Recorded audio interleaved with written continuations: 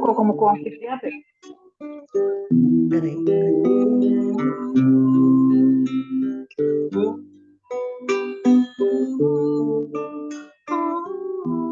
Pronto. Me perguntam de onde vem esse olhar firme e seguro, quando tudo é desafio, quando tudo é tão escuro. As respostas que eu tenho se encontram neste mundo. A certeza que eu sinto é o meu porto seguro. Eu me cerco, eu vigio, eu me importo, eu procuro, persevero, acredito, eu transformo este mundo. É na força do bem que eu me apego e caminho, no poder que mantém meu coração protegido. E não há nada, nada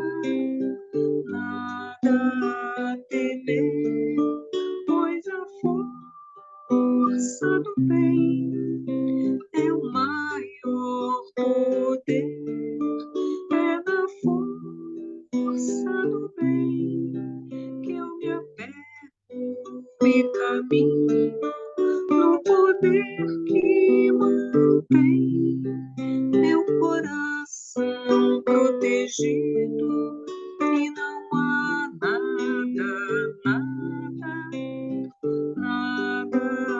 temer, pois a força do bem é o maior poder.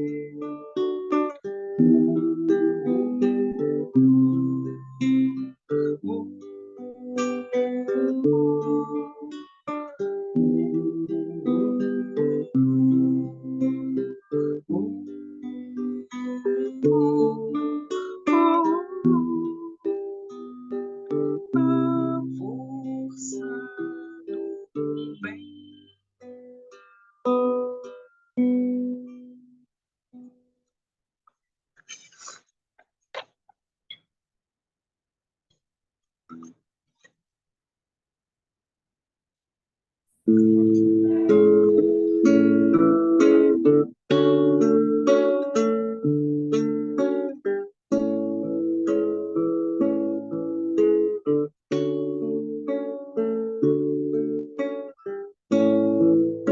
Senhor, em teu nome,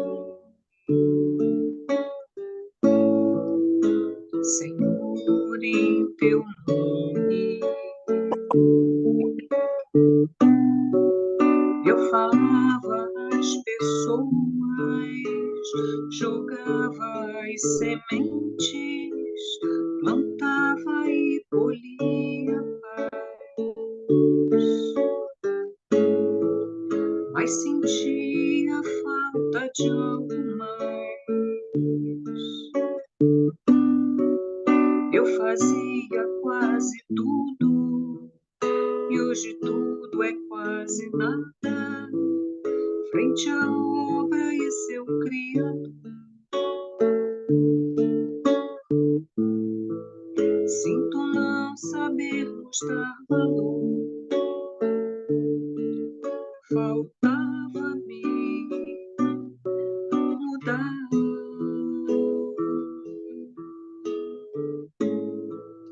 E tentar me encontrar, e tentar me conhecer, Senhor, ser mais um em seu rebanho a caminhar. Não me cabe só falar, também cabe agir e me tornar um instrumento teu a melhorar, Senhor, em teu nome.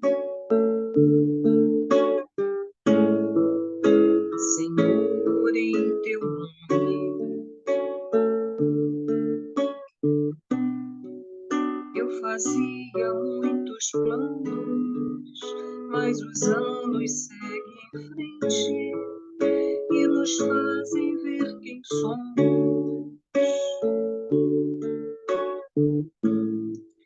Cometemos mil enganos.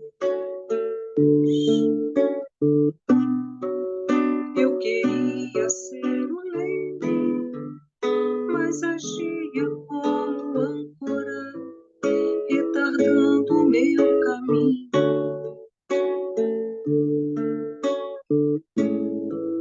Sou o meu próprio espinho. Faltava-me mudar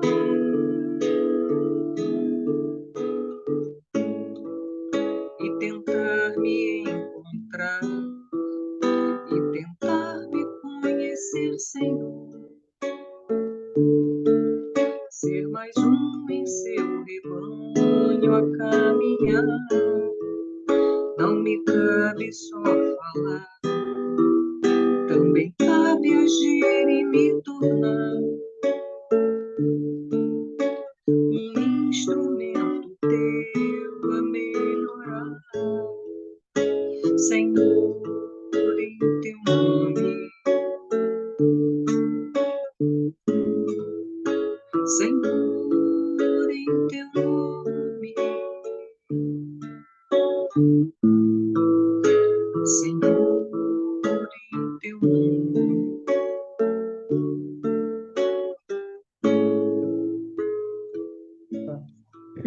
Mas ele fechou a imagem. Bom, gente, sejam todos bem-vindos. Então, vamos começar nosso grupo de estudo. Falta um minutinho. Wellington, você quer fazer hoje a prece e a página? Bom, Sim, sem problema. eu acho que deu a hora. Pode começar.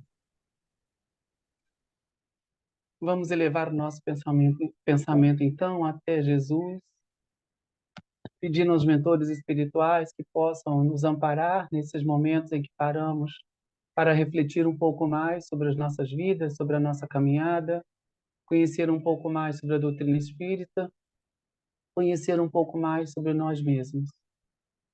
Neste momento em que nos encontramos com amigos fraternos, amigos encarnados e desencarnados. Cada um sente a presença daqueles que lhe toca o coração.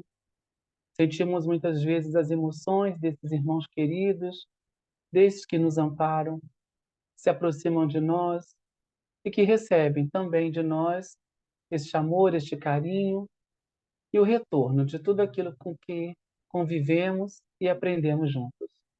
Que o estudo dessa noite possa fortalecer a nossa confiança no dia de amanhã.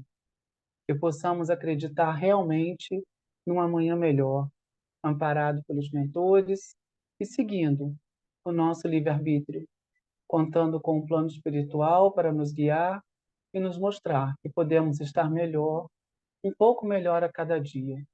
Que a paz de Jesus possa nos envolver hoje e sempre. Que assim seja.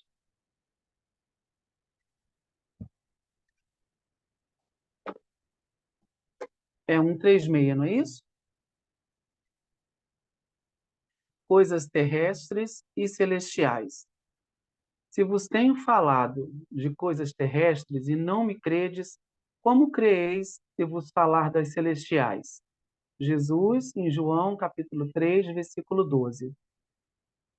No intercâmbio com o mundo espiritual, é frequente a reclamação de certos estudiosos relativamente à ausência de informações das entidades comunicantes no que se refere às particularidades alusivas às atividades em que se movimentam. Por que não se fazem mais explícitos os desencarnados quanto ao novo gênero de vida a que foram chamados? Como serão suas cidades, suas casas, seus processos de relações comuns? Através de que meios se organizam hierarquicamente? Terão governos nos moldes terrestres? Indagam outros relativamente às razões pelas quais os cientistas libertos do plano físico não voltam aos antigos centros de pesquisas e realizações, vulgarizando métodos de cura para as chamadas moléstias incuráveis ou revelando invenções novas que acelerem o progresso mundial. São esses os argumentos apressados da preguiça humana. Se os espíritos comunicantes têm tratado quase que somente do material existente em torno das próprias criaturas terrenas, num curso metódico de introdução a tarefas mais altas e ainda não puderam ser integralmente ouvidos, que viria a acontecer se olvidassem compromissos graves, dando-se ao gosto de comentários prematuros? É necessário compreenda o homem que Deus concede os auxílios. Entretanto, cada espírito é obrigado a talhar a própria glória. A grande tarefa do mundo espiritual, em seu mecanismo de relações com os homens encarnados, não é a de trazer conhecimentos sensacionais e extemporâneos, mas a de ensinar os homens a ler os sinais divinos que a vida terrestre contém em si mesma, iluminando-lhes a marcha para a espiritualidade superior. Esse texto de João, logo nesse pedacinho do início, já me fez pensar,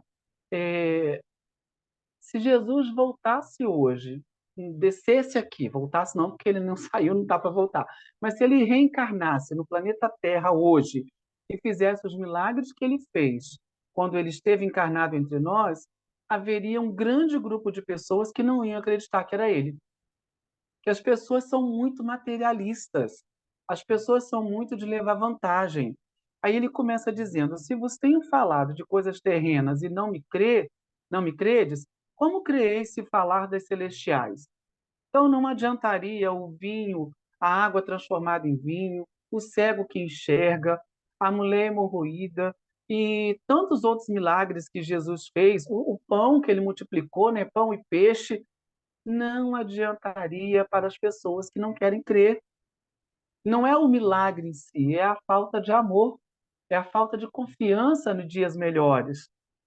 E ele começa dizendo que no intercâmbio com o mundo espiritual é frequente a reclamação de certos estudiosos relativamente à ausência de informações das entidades comunicantes no que se refere a particularidades alusivas ao que eles trabalharam, né?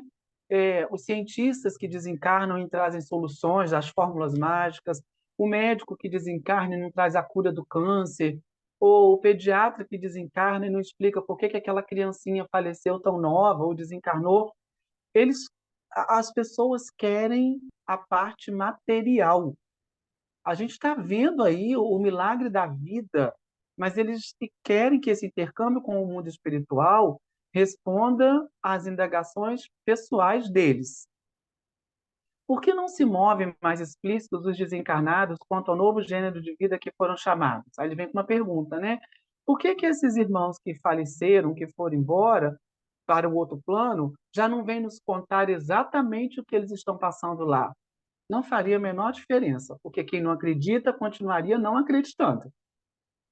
Como serão suas cidades, suas casas, seus processos de relações comuns, através de que meios se organizam hierarquicamente? Terão governo dos modos terrestres? Eu me lembro que, há alguns anos atrás, quando eu comecei a ler O Nosso Lar, as críticas aos livros eram que era um romance muito bem fantasioso, né? Nossa, como tem criatividade quem escreveu. Ou seja, é o que a pessoa quiser ler. Não é o que está escrito ali, é o que ela enxerga. Indagam outros relativamente às razões pelas quais os cientistas libertos do plano físico não voltam aos antigos centros de pesquisas e realizações, vulgarizando métodos de cura para as chamadas moléstias incuráveis ou revelando invenções novas que acelerem o progresso mundial. Não querem sofrimento, não querem evolução, não querem melhorar, né?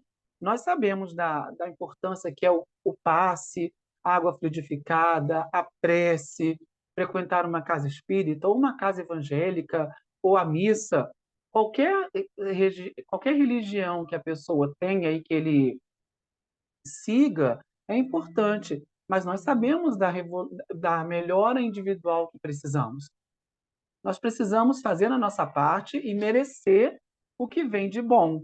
Porque o que está acontecendo de problema, nós que somos espíritas, pelo menos, já compreendemos que não é castigo, é consequência de algo que nós já fizemos lá atrás.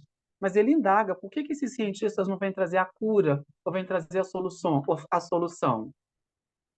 São esses os argumentos apressados da preguiça humana. Olha, ele dá o puxãozinho de orelha dele. É da preguiça humana. A gente está vendo a solução, a gente entende o que acontece, mas não quer pensar, não quer compreender. Se os espíritos comunicantes têm tratado quase que somente do material existente em torno das próprias criaturas terrenas, num curso metódico de introdução a tarefas mais altas, e ainda não puderam ser integralmente ouvidos, o que viria a acontecer se olvidassem compromissos graves, dando-se ao gosto de comentários prematuros? Imagina, gente, se de repente um irmãozinho aí que já desencarnou vem com a cura milagrosa do câncer. E todo mundo começa a acreditar nessa cura milagrosa, e depois de 2 ou 3 anos, porque é um tempo que se demora com remédio, medicação, se descobre que não ficou curado. Imagina a frustração, a somatização que é, porque não é só o físico que sofre, a cabeça também sofre, o espiritual. Aí depois de 2 ou 3 anos vem aquela decepção, e alguns não vão nem querer se tratar mais com os médicos, porque vão achar que estão sendo enganados, quando na verdade a ciência não está enganando ninguém, a religião não está enganando ninguém. É necessário compreenda o homem que Deus concede os auxílios. Entretanto, cada espírito é obrigado a talhar a própria glória. Tem um capítulo do Evangelho, né, que fala da melhora do homem, né, do ser. Não sei se é o capítulo 5 ou 15, que ele fala da reforma íntima. Então, a receita está ali, o caminho existe. Mas, como diz lá em cima, a preguiça humana não quer pensar, não quer compreender. E, por fim, ele conclui: a grande tarefa do mundo espiritual, em seu mecanismo de relações com os homens encarnados, não é de trazer conhecimentos sensacionais extemporâneos, mas de ensinar os homens a ler os sinais divinos que a vida terrestre contém em si mesma, iluminando-lhes a marcha para a espiritualidade superior. Quantas vezes a gente tem sofrimentos familiares e resgate dentro do próprio lar, mas a gente escolhe fingir que não está enxergando esses problemas e vai viver o mundo lá fora, exterior, perdendo a grande oportunidade que é resgatar essa grande tarefa do mundo espiritual onde nós nascemos, onde nós temos a nossa primeira missão. Depois a gente ajuda lá fora, né? Mas a gente precisa cuidar da gente mesmo para que a gente possa estar nessa marcha para a espiritualidade superior. Repita, por favor. Bom, eu não vou falar muito, que o nosso tempo está já meio curto, mas na realidade, o que ele quer deixar claro é que qualquer progresso tem que ser conquistado por nós, trabalhado. Nós temos que ser os artífices do nosso progresso. Então, a espiritualidade não dará nenhuma receita, nenhuma cura antecipada. As coisas virão ao seu tempo. A hora que o plano maior achar que a humanidade merece a cura do câncer, ela terá, como agora já está se descoberto, tem algumas coisas aí que estão revolucionando. Então, ele espera que nós mereçamos e estejamos, o clima seja propício. Então, nós é que temos que construir. Se as pessoas viessem, é a mesma coisa que a criança que vai fazer prova, e aí o coleguinha faz a prova para ele. Ele não aprendeu nada. Então, ele fez a prova, ele colou as respostas, mas ele não absorveu o conhecimento. Então, não adianta querer facilidade quando o processo é de aprendizagem. E aprendizagem se faz com esforço, trabalho, não é isso? Disciplina, e tudo isso que muitas vezes a gente tenta fugir. Então, se alguém quiser falar alguma coisa, é um minutinho, porque a gente já extrapolou meio o nosso tempo, mas se alguém quiser fazer algum adendo. Ô, Pepita, é que vocês estão concluindo aí, e eu tenho uma mensagenzinha pequena aqui do Albino Teixeira, coisinha que vem dentro dos livros, né? E eu tava assim, gente, que encaixa direitinho nisso que você acabou de falar e a explicação aí do Wellington também, né? Olha só o que que ele fala. O que mais sofremos no mundo não é a dificuldade, é o desânimo em superá-la. Não é a provação, é o desespero diante do sofrimento. Não é a doença, é o pavor de recebê-la. Não é o parente infeliz, é a mágoa de tê-lo na equipe familiar. Não é o fracasso, é a teimosia de não reconhecer os próprios erros. Não é a ingratidão, é a incapacidade de amar sem egoísmo. Não é a própria pequenez, é a revolta contra a superioridade dos outros. Não é a injúria, é o orgulho ferido. Não é a tentação, é a volúpia de experimentar-lhe os alvitres. Não é a velhice do corpo, é a paixão pelas aparências.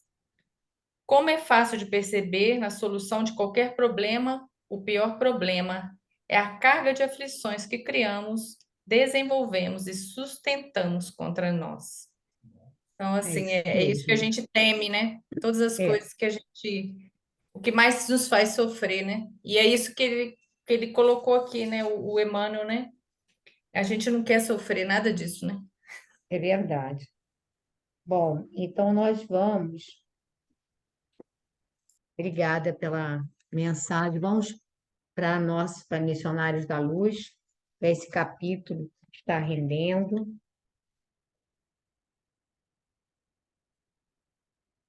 É onde me. Glândulas genésicas. Bom, gente, deixa eu ver onde que a gente parou. Onde que nós paramos, gente? Que eu não anotei aqui. Deus Pá- meu, clamei. Minhas observações. Hã? Acho que é aqui. Página 21. Não, as glândulas de quê? Paramos aqui. Deus Pepita. meu, exclamei, e as São glândulas demasiadamente. genitais. É isso? São demasiadamente mecânicas? Meu Deus, exclamei, Acima, isso acima um mesmo. pouquinho, acima um pouquinho. Meu É, Deus, ótimo, eu já vi. Deus meu, É que eu botei aqui errado. Botei 3 do 10 de 23, por isso que eu fiquei ainda no mês passado. Por isso que eu olhei a data e eu botei errado. Gracinha, tu quer começar hoje? Você tá sem som. então você está ouvindo. E agora? Agora sim, Deu? deu. Vamos lá. Deus meu, exclamei. E as glândulas genitais, onde ficam? O instrutor sorriu e esclareceu. São demasiadamente mecânicas para guardarem os princípios sutis e quase imponderáveis da geração. Acham-se absolutamente controladas pelo potencial magnético de que a epífise é a fonte fundamental. As glândulas genitais segregam os hormônios do sexo, mas a glândula pineal, se me posso exprimir assim, segrega hormônios psíquicos, ou unidades força, que vão atuar de maneira positiva nas energias geradoras. Os cromossomos da bolsa seminal não lhe escapam à influenciação absoluta e determinada. Alexandre fez um gesto significativo e considerou. No entanto, não estamos examinando problemas de embriologia. Limitemo-nos ao assunto inicial e analisemos a epífise, como glândula da vida espiritual do homem. Dentro do meu espanto, guardei rigoroso silêncio, faminto de instruções novas. Gracinha, quer Continua? comentar esse trecho? Vamos comentar os pedacinhos, por favor?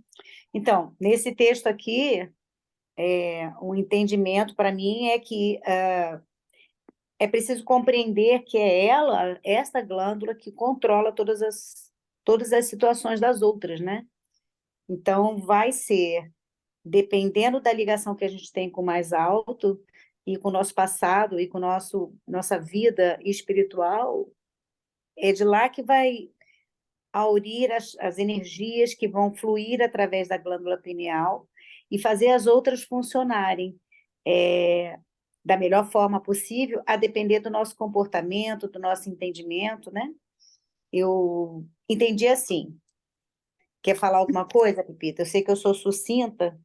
Não, mas é isso, é porque ele vai falar exatamente isso, que elas acham-se absolutamente controladas pelo potencial magnético da epífise. Então, é aquela coisa que está tudo na nossa mente. Quando a gente fala mente, a gente fala desse instrumento sensorial que está além da mente física, que é, Uhum. no caso, a epífise. A gente não pode esquecer que ele fala ali atrás, a gente viu na semana passada, que essa glândula, ela está, digamos assim, sediada no nosso corpo perispiritual, ou seja, ela tem a parte dela no corpo físico e está profundamente, digamos ali, é, como é que a palavra que ele usa? Ligada mesmo, né? Ela Ligada, recebe, vinculada, ela né, ao auge lá as perispírito energias. ali, no Uhum. corpo energético. Nossa senhora, gente, peraí, só um minuto. Que foi?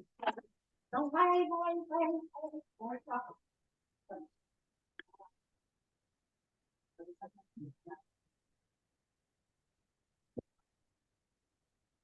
Gente, então, aqui um vendaval Ventania?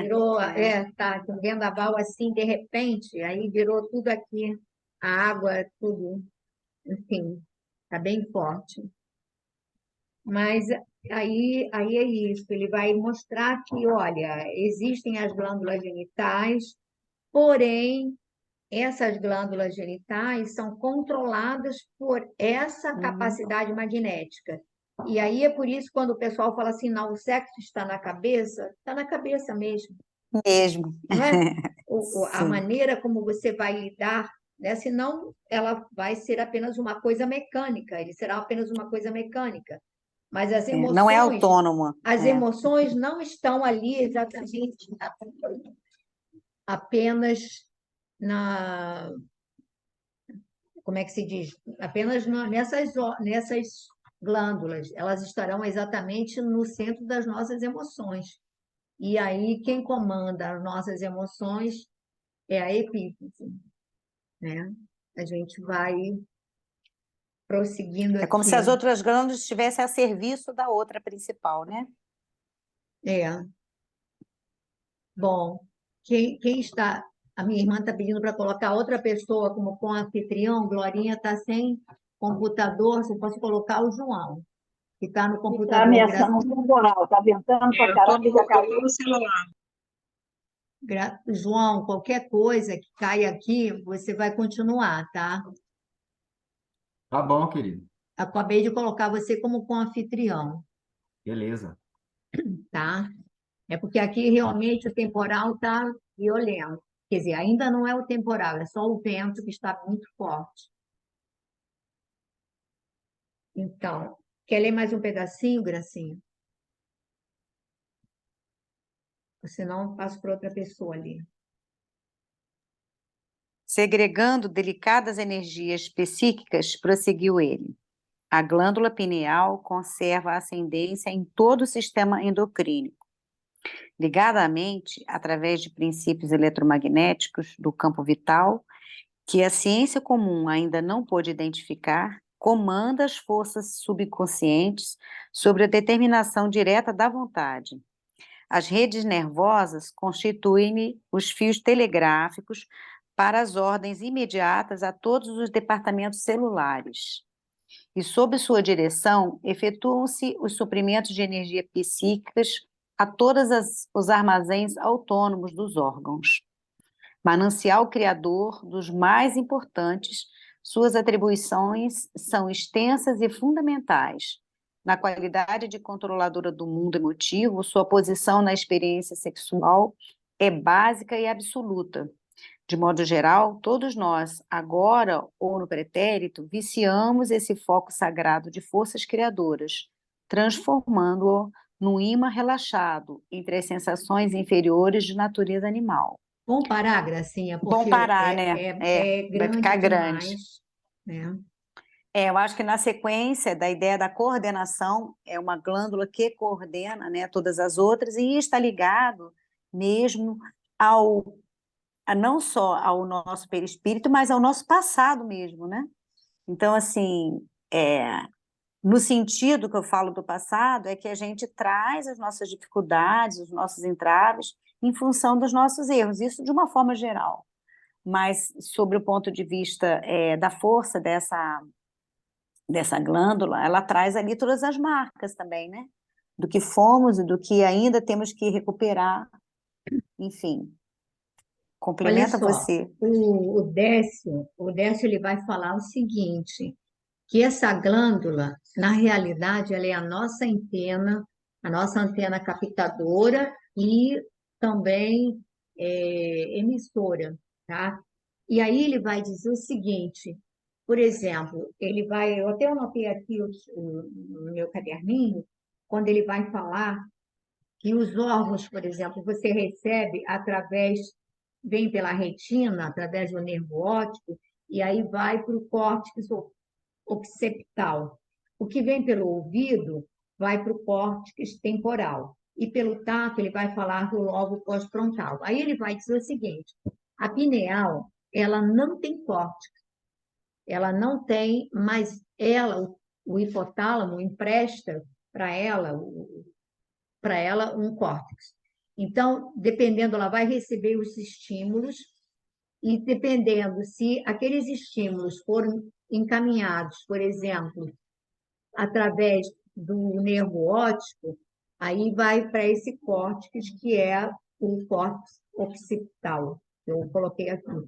E aí esse mecanismo, então você recebe através da pineal vai para o tálamo vai mandar para o córtex receptivo e vice-versa, porque às vezes se for uma coisa que, digamos assim, que você está sentindo, também que você vai emitir, você também vai mandar para aquele córtex, que vai mandar para a pineal, que a pineal vai liberar. Então é impressionante como ela, na realidade, está no comando de tudo, né? E aí ele vai falar exatamente, a glândula pineal conserva ascendência em todo o sistema endócrino, todo o sistema endócrino. Acho que, pessoal, ou nós estamos travados. João, você está me ouvindo, Glorinha? Não, vocês não estão travados, não. Tá beleza. E aí, saber que ela comanda todas as forças subconscientes sob a determinação direta da vontade, gente, aí a gente tinha que estudar aquele capítulo do Leon Denis falando sobre a vontade, porque ele vai falar da importância da nossa vontade, gente. A nossa vontade é que vai dar a direção em tudo na nossa vida. Então, se nós temos essa antena, eu estava conversando aqui com a Verônica ainda há pouco, a gente tem essa antena. Ele disse que esses cristais, são diamagnéticos, eles entram em ressonância com as frequências a que eles se conectam e se potencializam naquela frequência. Então, por exemplo, uma pessoa que ela automaticamente se irrita ou tem um acesso de raiva, ela potencializa esse sentimento, na medida em que ela vai entrar em frequência com irmãos que estão vibrando naquela sintonia, e esse sentimento de raiva, ou de ira, ou de ódio, ou de inveja, ele vai encontrar ressonância com outras mentes que estão vibrando naquilo, e esse sentimento pode se potencializar a um grau inimaginável para a gente. E é por isso que, às vezes, nós fazemos certas loucuras que depois diz assim, não sei como é que eu fiz isso. Não sei onde eu estava com a cabeça, que eu tomei essa atitude, que eu tive esse rompante. A gente não sabe. Então, eu acho que é muito importante a gente parar para perceber que, olha, a nossa vontade está vinculada diretamente a essa bendita glândula. E vice-versa, né? Essa glândula vinculada à nossa vontade. E aí nós, na realidade, estamos no comando de tudo, né? A nossa mente está no comando de tudo. Alguém mais quer falar alguma coisa, quer, Verônica, que possa acrescentar, esclarecer? Eu acho que eu estou assim meio perturbada com as circunstâncias atmosféricas aqui. Bom, Então, aqui ele diz assim, na qualidade de controladora do mundo emotivo, sua posição na experiência sexual é básica, gente, básica e absoluta. Não é mais ou menos, não. É fundamental. E aí a gente tem que ver qual é o rumo que a gente vai dar para a nossa sexualidade, para o uso da nossa sexualidade, porque dependendo de onde a gente, para onde a gente canaliza essa energia, aí a gente vai transformar a nossa vida íntima num paraíso ou num inferno, né? Quem ia falar? Alguém? Ninguém? Verônica, quer ler um pouquinho? A Verônica vai ler aqui um pouquinho. Parou em quantas existências? Quantas existências? Quantas existências temos dispendido na canalização de nossas possibilidades espirituais para os campos mais baixos do prazer materialista? Lamentavelmente, divorciados da lei do uso, abraçamos os desregramentos emocionais. E daí, meu caro amigo, a nossa multimilenária viciação das energias geradoras, carregados de compromissos morais com todos aqueles a quem ferimos com os nossos desvarios e reflexões. Do lastimável menosprezo a esse potencial sagrado decorrem os dolorosos fenômenos da hereditariedade fisiológica que deveria constituir, invariavelmente, um quadro de aquisições abençoadas e puras. Continua? Explicando isso, vamos Olha, deixando aos pouquinhos. vou tentar, né? Vou falar o que eu acho, nem sei se está certo, não. Então, aí eu vou ter que ir voltando frase por frase, que senão eu não vou conseguir. Aqui ele começa a falar quantas existências temos dispendidos na canalização de nossas possibilidades espirituais para os campos mais baixos do prazer materialista. Aí ele vai... Aproveita para repetir isso que eu não comentei. Viciamos esse foco sagrado de forças criadoras. Antes. Viciamos esse foco sagrado de forças criadoras, transformando-a num imã relaxado entre as sensações inferiores da natureza animal. E aqui ele vai falar que quantas e quantas existências nós estamos desvirtuando essa energia sexual que nos é própria, como ele coloca aqui, distanciando da lei de uso, ou seja, aquilo que ele vai falar mais lá à frente do capítulo, a questão da lei mesmo, como ele coloca aqui, mais à frente, o uso respeitável dos patrimônios da vida. Só que, normalmente, essas energias sexuais, que são uma lei de Deus, né, que devem ser respeitadas e utilizadas dentro de determinados critérios, são utilizadas apenas para atender aos nossos mais baixos instintos, de acordo com o prazer materialista, né? Sem qualquer compromisso, sem qualquer responsabilidade, dando aso aos nossos instintos mais primitivos. Abraçamos desregramentos emocionais, e daí a nossa multimilenária viciação das energias geradoras. Como a gente se vincula a esses nossos instintos primitivos, aí a gente vai gravando, né, no decorrer das existências, essa viciação, viciando essas forças geradoras, e com isso, trazendo para nós compromissos morais, porque aí vamos ser feridos, e aí vamos agravar a nossa situação e, com isso, nos vincular, né, de uma maneira não adequada com diversas pessoas, em razão desses desvarios e reflexões. Então, consequentemente, ele vai falar assim, que disso decorrem os dolorosos fenômenos da hereditariedade fisiológica, que deveria ser sempre um quadro de aquisições abençoadas e puras. Aí, assim, eu tomei na dúvida a respeito dessa última frase.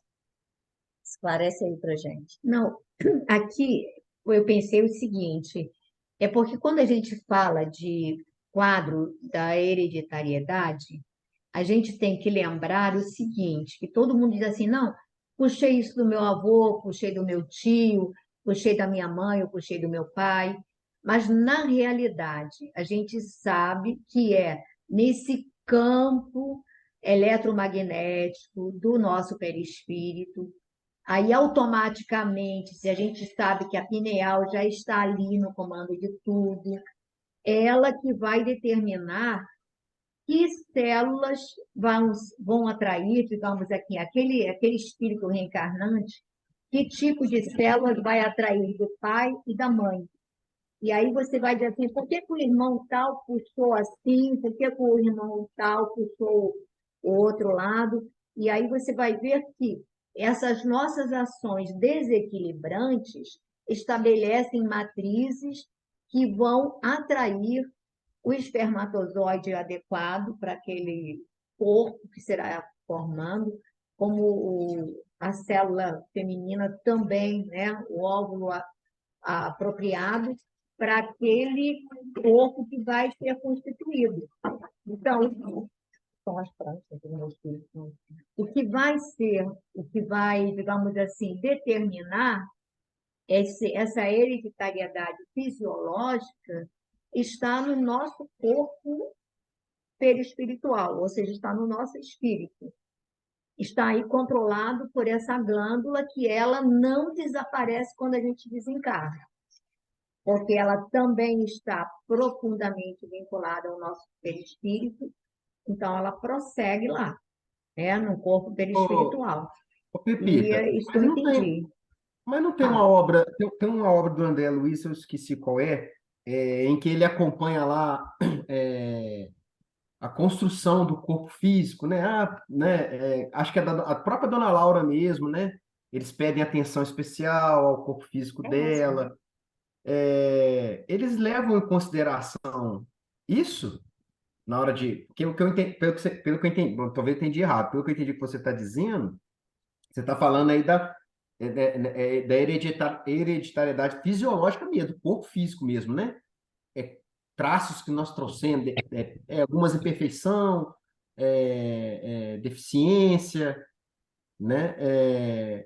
Como é que eu fiquei na dúvida agora nesse preparo prévio do nosso corpo físico, nós vamos ter Mas, que. João, olha só, quem comanda a formação do corpo físico, biológico, na realidade, está no campo não material, que é o nosso perispírito. É Sim, a carga magnética que vai trazer.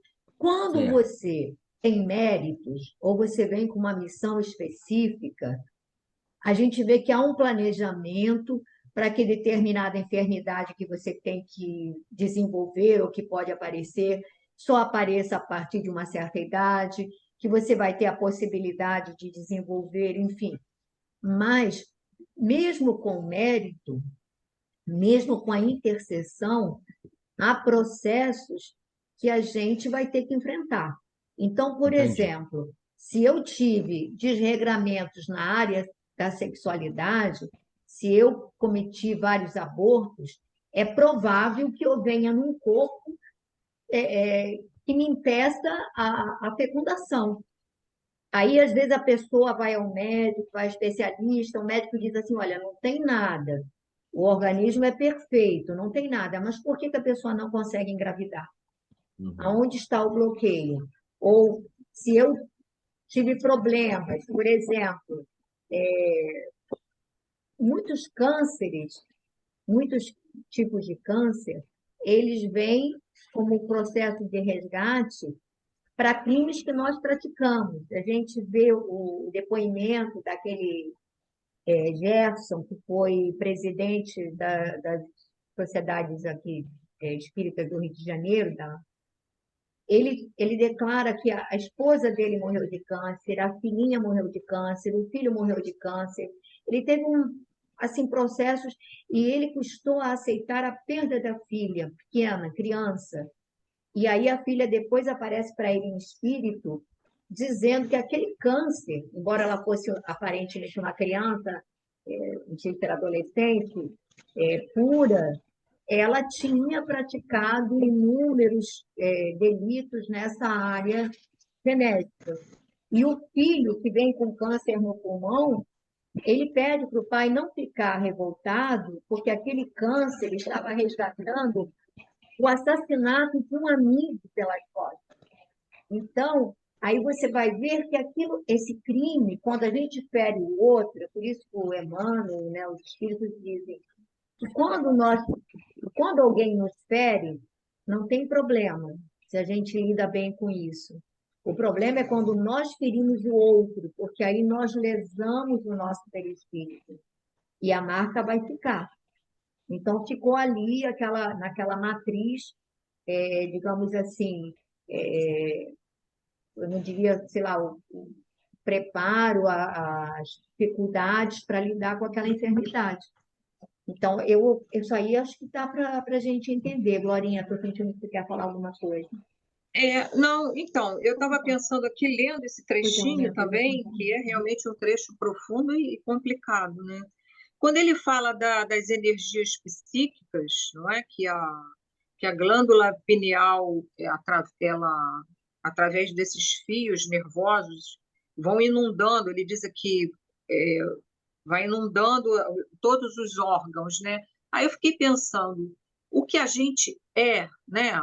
O que nós somos, o que pensamos, o que sentimos, como você falou, isso a gente joga, né, para todo o nosso corpo, né, para todos os departamentos do nosso corpo ficam inundados daquilo que a gente é, todas as células, né, todos os nossos centros vitais, né, estão ali com aquilo o que a gente pensa, como a gente lida, né, com todas as coisas, né?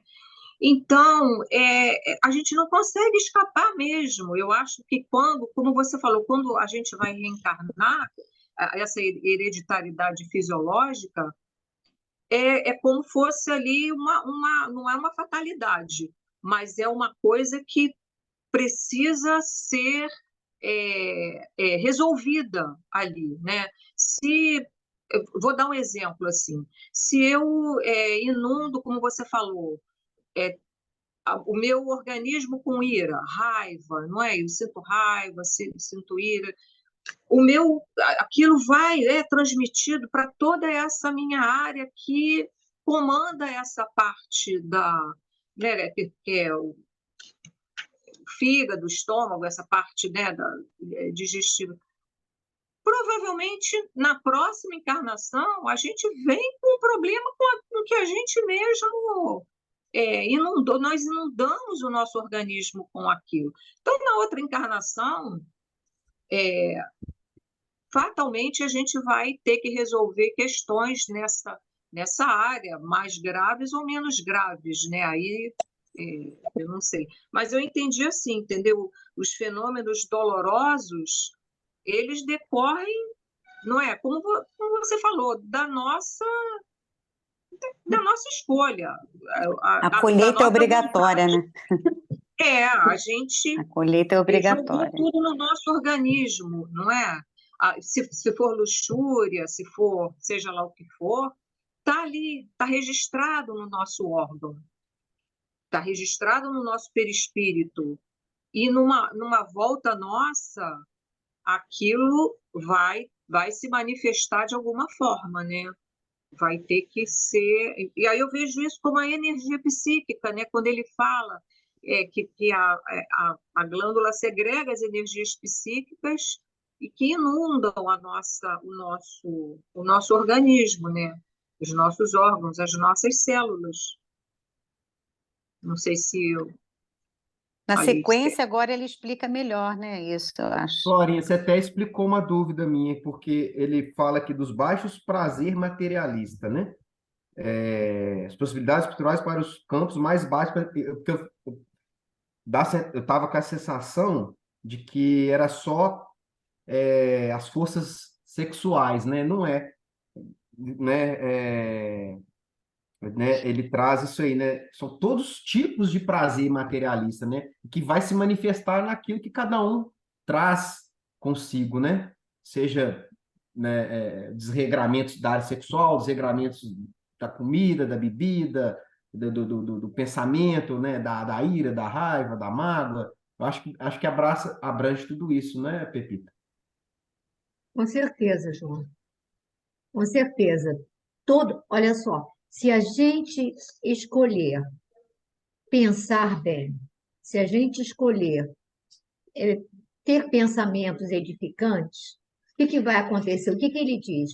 Os nossos cristais, eles entram em ressonância com esferas em que vamos encontrar outras mentes pensando positivamente, então nós nos elevamos.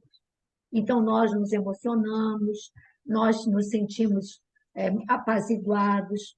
Porém, toda vez que nós entramos, como você falou, em todos esses sentimentos, até aqueles sentimentos que a gente acha que são ciúme, inveja, todos esses tipos de sentimentos, eles vão também entrar em ressonância com outras mentes, vibrando naquele sentimento, e aí nós estaremos atrelados a essas mentes, e eles vão potencializar esses nossos sentimentos. Então, a gente pode tomar proporções assim muito tristes. Então, eu acho que é importantíssimo a gente começar a pensar como é que a gente vai direcionar a nossa vontade, entendeu? Porque está tudo na nossa vontade, no nosso querer, não é? Glorinha tem aquela música, né? Como está o teu pensar, como está o teu agir, não é? Aquela música é muito interessante, né? Bom, Aqui também está um vento assim terrível. João, quer ler um pouquinho? Eu acho que o Juiz de Fora está mais calmo. É por enquanto, porque tudo que chega aí vem aqui daqui a pouquinho. Depois vem aqui para o subúrbio. É, Subúrbio do exatamente. Rio. A Verônica parou, foi abençoadas e puras, né? Pura? A perversão do nosso plano mental consciente, em qualquer sentido da evolução, determina a perversão de nosso psiquismo consciente, encarregado da execução dos desejos e ordenações mais íntimas na esfera das operações automáticas.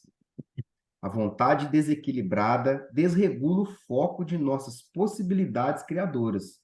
Daí procede a necessidade de regras morais para quem, de fato, se interesse pelas aquisições eternas nos domínios do espírito. Renúncia, abnegação, continência sexual e disciplina emotiva não representam meros preceitos de feição religiosas. São providências de teor científico para enriquecimento efetivo da personalidade. Pode parar, João. Tem coisa aí, tem coisa aí para a gente estudar para o resto da vida, só nesse pedacinho. Nossa, Deus, tá aí mesmo. Onde que eu parei? Então, ela já começa falando aqui, né? Nós pervertemos, né? Nós pervertemos de forma, ele diz aqui de forma até consciente, né? Para qualquer lado da nossa evolução, né? E a gente determina essa perversão do nosso psiquismo inconsciente. Traz para cá o Né? mundo. Então,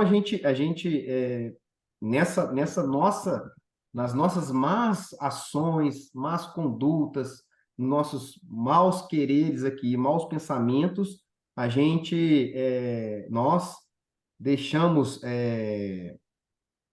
né, esse psiquismo inconsciente aflorar de forma desequilibrada, né? Ele falando que a vontade, essas nossas vontades de forma desequilibrada, ela vai atrapalhar todas as nossas possibilidades criadoras, vai limitar, vai diminuir, vai restringir as nossas potencialidades, né, divinas, né? Daí o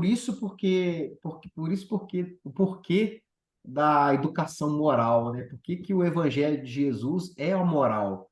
Por que que o Cristo, quando veio aqui para nós, ter conosco, ele mudou a moral da humanidade, ele né, bateu, né? Eu acho que a essência do seu evangelho é a moral, porque a gente, né, nós, quando nessas aquisições morais, né, e ele cita algumas aqui, né?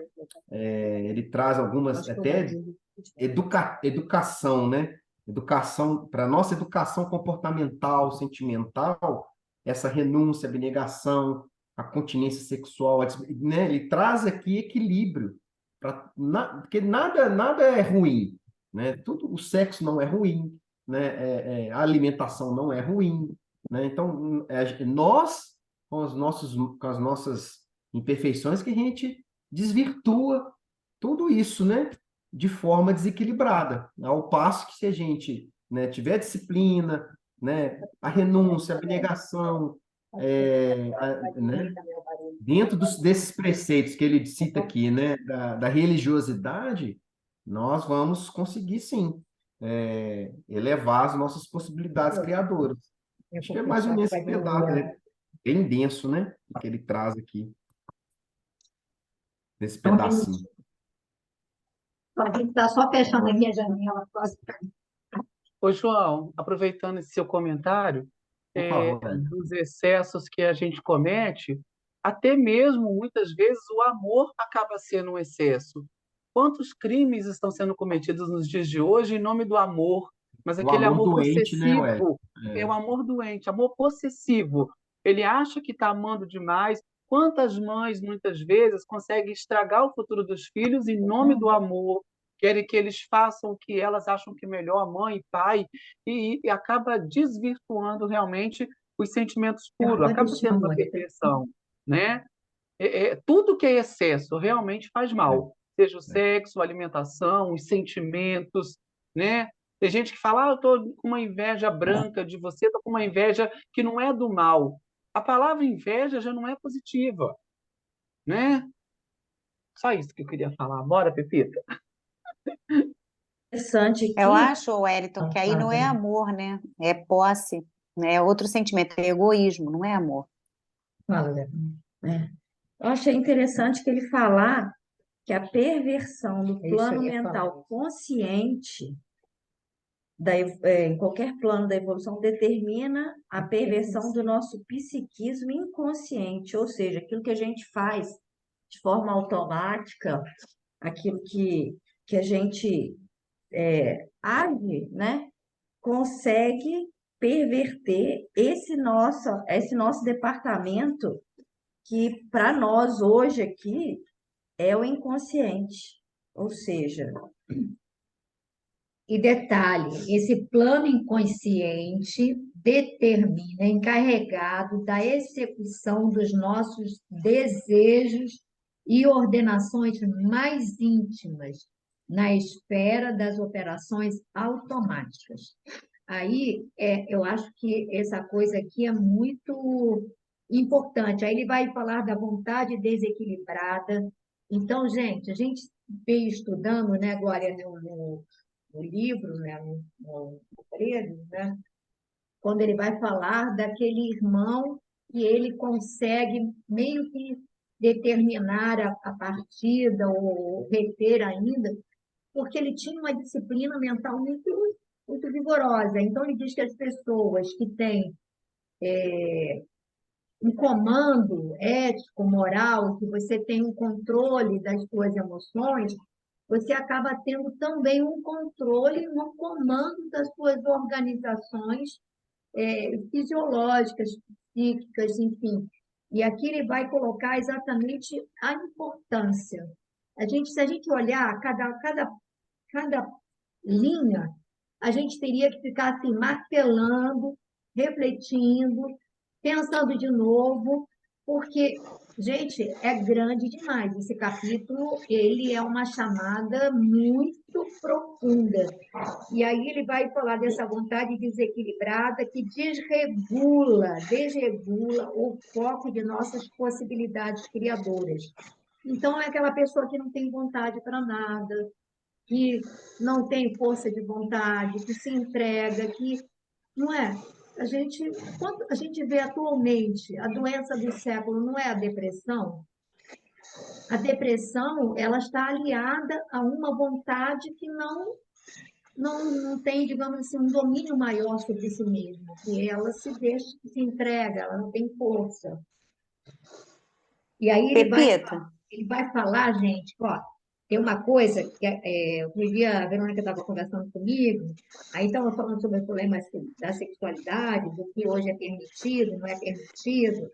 Aí ele vai falar aqui, gente, olha só, tudo que hoje não é aceito, digamos assim, pela mídia. Ele vai falar de renúncia, quando as pessoas falam do quê? Não, o negócio é ser feliz, não importa que preço, o negócio é eu curtir a vida. Aí ele fala de renúncia, abnegação. Gente, abnegação é você abrir mão daquilo que você gosta, do que você tem vontade, para você atender as necessidades de outras pessoas, pelo bem de outras pessoas. Aí ele vai falar de outra palavra. Quem hoje em dia ensina isso para alguém? Continência sexual. Continência sexual. Eu me lembro aquele costureiro famoso, Clodovil, vocês lembram? Clodovil. Ele foi ao Chico. Aí ele tinha um programa, minha sogra adorava ver o Clodovil. E aí ele disse que ele foi ao Chico, e o Chico disse que ele sabia o que ele passava, porque o amor, no caso dele, é o amor entre homossexuais, era um amor atrás das grades. Aí, na hora, eu não entendi muito aquilo. Aí, depois, tem páginas do Emmanuel, até na Vida lá em Sexto, falando mais ou menos, em outras palavras, exatamente isso. Ou seja, falando de uma coisa chamada continência sexual. E muitas vezes a pessoa vem com determinadas circunstâncias, e aí ele vai falar na continência sexual, disciplina emotiva. Gente, nós mesmos, quantas vezes a gente se destempera? Quantas vezes a gente perde a calma por coisas sem importância? Quantas vezes, né? E disciplina emotiva não representam meros preceitos de feição religiosa. São providências de teor científico para enriquecimento efetivo da personalidade. Gente, olha, acho que a Glorinha estava querendo falar, né? Fala, Glorinha. Não, o Wellington está sinalizando aqui como um bom co-anfitrião, não é ele, não é o João, né? Mas ele está sinalizando que faltam 5 minutos. Eu queria falar, mas aí já não tem mais tempo, fica para a próxima. Termina, Glorinha. Termina aí, Glorinha. Não, eu só queria falar aqui sobre essa questão do psiquismo, né? Quando a gente perverte o psiquismo, a perversão do nosso plano mental consciente determina a perversão do nosso psiquismo inconsciente. E a gente sabe que o inconsciente, ele arquiva tudo e depois a gente... tudo que está ali, ele vem em forma de impulso, né? Não é uma coisa, como é que eu vou dizer? Esclarecida, é um impulso, é uma coisa que a gente não sabe definir, não sabe explicar. E, por isso, a gente vai trazer numa encarnação seguinte, eu vejo aqui, imagino que ele também quer dizer, se eu pervertir nessa encarnação, aquilo está no meu inconsciente, e na próxima encarnação, aquilo vai aparecer de alguma maneira, vai ser jogado, né, e vai me testar, vamos dizer assim, né, me fazer... eu não consigo me explicar, mas aquilo vai aparecer de uma forma... que não é explicável. Velada, é uma assim, forma velada. Velada, exatamente. Vai submergir, né? Vem como uma coisa que está ali, está guardado ali, mas que ela vai ter que se manifestar em algum momento, de alguma maneira. Mas é verdade, e é muito complicado tudo isso, né? Ô, Glorinha, É era uma essa energia a muito minha poderosa. dúvida. O que você falou é o que estava me causando uma indagação aqui. Pois é. Bom, então, Glorinha, você vai cantar para a gente? Parou? Aqui, vou repetir aqui, são providências que pegou. Não, aqui, tá. Bom, em homenagem à nossa casa, né? Vou cantar Doce Maria, pedindo que ela possa nos envolver, né? Amanhã no nosso. E a todos, envolver também a todos que estão vindo para cá.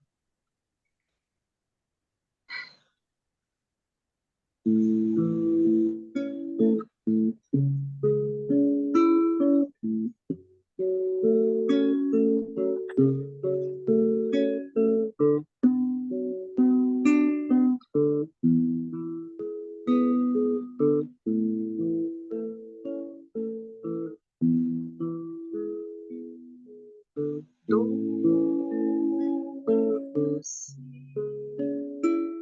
Maria, suave lírio de luz, vem ouvir nossa prece,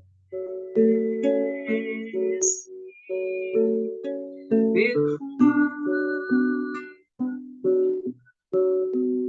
nossa messe, doce de Jesus,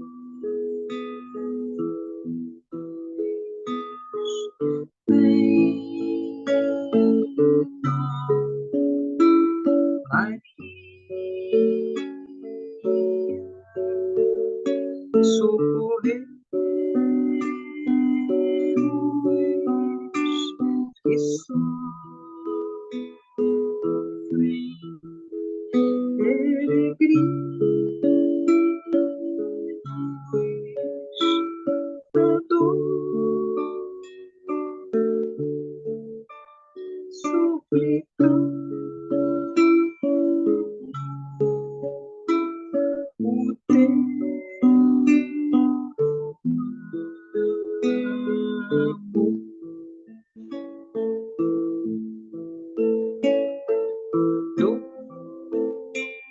Doce Maria,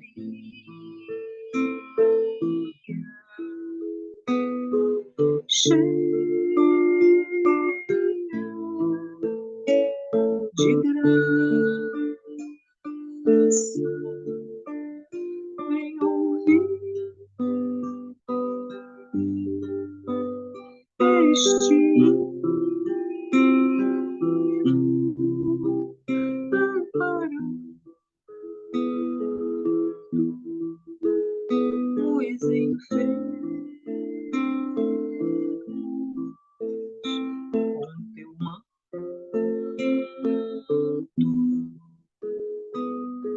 divino.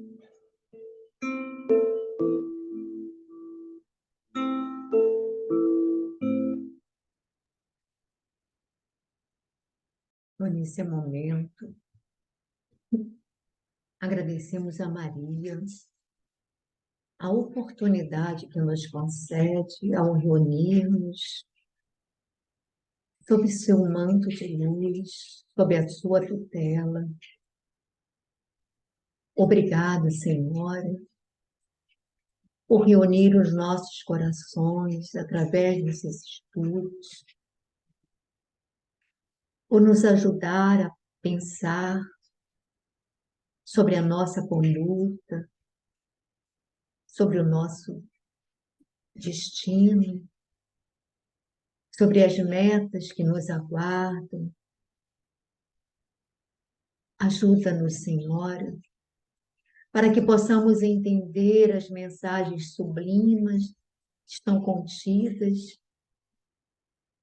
neste livro, para que possamos penetrar na essência das recomendações que essa equipe nos traz, para que atentemos no que estamos fazendo de cada minuto da nossa existência. Olhamos para trás e vemos quanto tempo desperdiçado, em quantos momentos não tivemos a sabedoria para agir, para refletir, para ponderar. E aqui estamos agora, numa tentativa de aprendermos juntos o caminho de volta à casa do Pai. As sombras que trazemos no coração ainda nos retêm ao solo do pântano. Mas a nossa mente já almeja buscar o céu, não o céu que não merecemos, mas um universo de pensamentos diferentes que elevem o nosso pensar, o nosso sentir, o nosso querer. Ajuda-nos, Senhora, a educar as nossas emoções, a educar os nossos sentimentos, para que possamos, de fato, desvincular-nos das sombras que ainda trazemos no nosso coração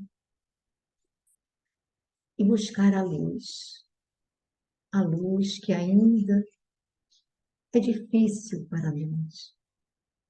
Pedimos, Mestre querido, também, que ampares a todas as nossas irmãs que não puderam comparecer hoje, a nossa irmã Isabela, Maitê, enfim, a todos, Edith, a todos que, por algum motivo ou por outro, hoje não puderam estar conosco, a nossa irmãzinha Meire, onde quer que se encontre, que ela seja envolvida pelo nosso carinho, pelos nossos pensamentos fraternos.